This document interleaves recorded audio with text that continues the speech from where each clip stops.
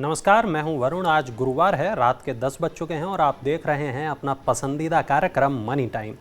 यहां आप देखेंगे वो सभी खबरें जो डालती हैं आपकी जेब पर, आपकी ज़िंदगी पर सीधा असर। पहली खबर जुड़ी है LIC से। LIC शेयर होल्डर्स के लिए एक अच्छी खबर आ रही है। लंबे समय से निराश चल रहे हैं LIC के शेयर होल्डर्स, लेकिन अब उनके लिए आ रही है एक अच्छी खबर। 15 जुलाई को LIC की नई एम्बेडेड वैल्यू सामने आएगी। LIC की एम्बेडेड वैल्यू की गणना 31 मार्च 2022 के अनुसार होगी। निवेशकों को अब LIC की नई एम्बेडेड वैल्यू का बेसब्री से इंतजार है। एम्बेडेड वैल्यू बताती है कि किसी कंपनी के बिजनेस में शेयर होल्डर्स के इन्वेस्टमेंट की वास्तविक वैल्यू कितनी है। 30 सितंबर 2021 तक LIC की एम्बेडेड वैल्यू 5.4 लाख करोड़ रुपए थी। अब देखना ये रोचक होगा कि इन 6 महीनों के दौरान LIC की एम्बेडेड वैल्यू बढ़ी है या घटी है। LIC के IPO में पैसा लगाने वाले निवेशक अभी तक बाहर नहीं निकल पाए हैं। LIC का शेयर लगातार कमजोर बना हुआ है। क्या आप म्यूचुअल फंड में इन्वेस्ट करते हैं? तो 1 जुलाई से बदल रहे हैं नियम, जिनको जानना आपके लिए बेहद जरूरी है।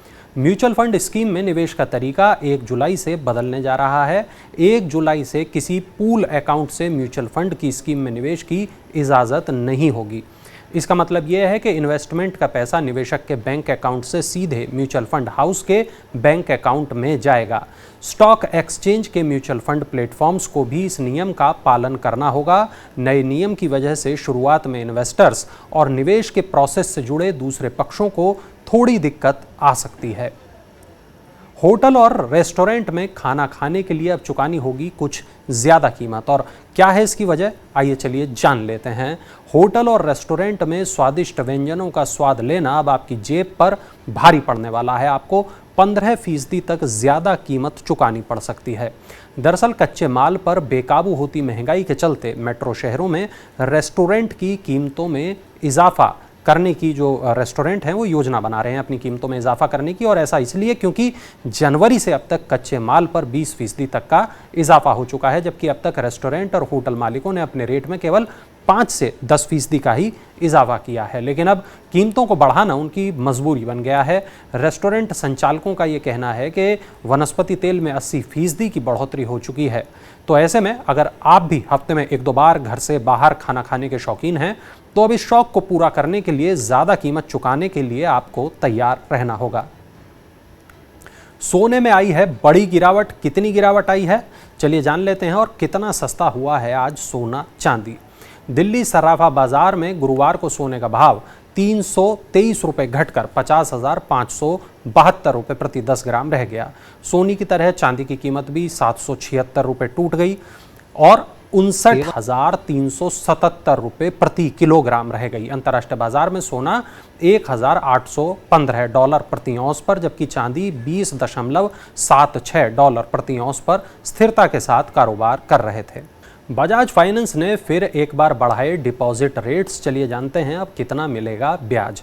NBFC कंपनी बजाज फाइनेंस ने एक बार फिर अपने डिपॉजिट रेट्स बढ़ा दिए हैं।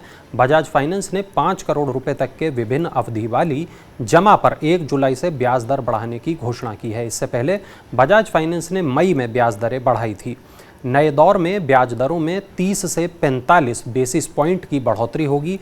12 से 23 महीने वाली FD पर अब 5.75% की बजाय 6.2% का ब्याज मिलेगा। 44 महीने की FD पर सबसे ऊंचा 7.5% का ब्याज मिलेगा। सभी FD पर सीनियर सिटीजन्स को और ऊंचा ब्याज दिया जाएगा। उन्हें 12 से 23 महीने वाली FD पर 6.45% का ब्याज मिलेगा।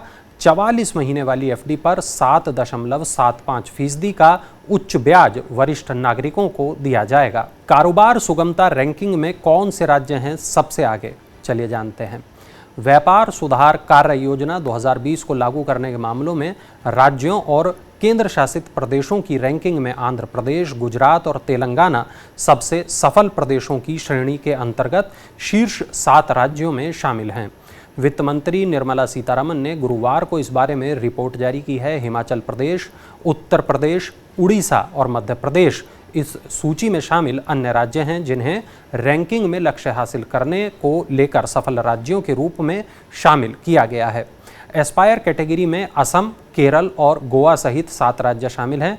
रिपोर्ट के अनुसार उभरते कारोबारी परिवेश की श्रेणी में दिल्ली, पुडुचेरी और त्रिपुरा सहित 11 राज्यों और केंद्र शासित प्रदेशों को रखा गया है। भारत की शहरी आबादी 2035 तक बढ़कर कितनी हो जाएगी? संयुक्त राष्ट्र ने इस बारे में अपना एक अनुमान बताया है। भारत की शहरी आबादी 2035 तक बढ़कर 67.5 यानी कि करीब 67.5 करोड़ हो जाने का अनुमान है और इस मामले में देश चीन की 1 अरब शहरी जनसंख्या के मुकाबले दूसरे स्थान पर होगा। संयुक्त राष्ट्र की एक रिपोर्ट के अनुसार कोविड-19 महामारी के बाद दुनिया में शहरों में रहने वालों की संख्या पिछले स्तर पर पहुंच गई है और 2050 तक इसमें करीब 2.25 अरब की वृद्धि होने की संभावना है। रिपोर्ट में कहा गया है कि वर्ष 2035 तक शहरी क्षेत्रों में रहने वाले लोगों का प्रतिशत कुल आबादी का 43.2% हो जाएगा।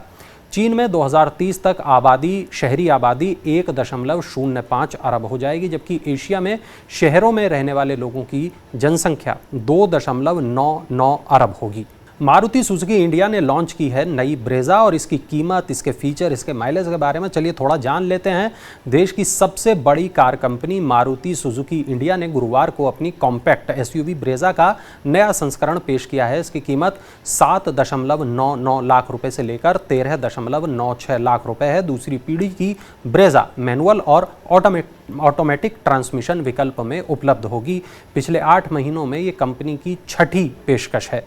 नई ब्रेजा में स्मार्ट हाइब्रिड टेक्नोलॉजी के साथ अगली पीढ़ी का के सीरीज 1.5 लीटर पेट्रोल इंजन है जो 20.15 किलोमीटर प्रति लीटर का माइलेज देता है। इसमें electric sunroof, head-up display, digital 360 camera और 40 कनेक्टेड फीचर्स हैं।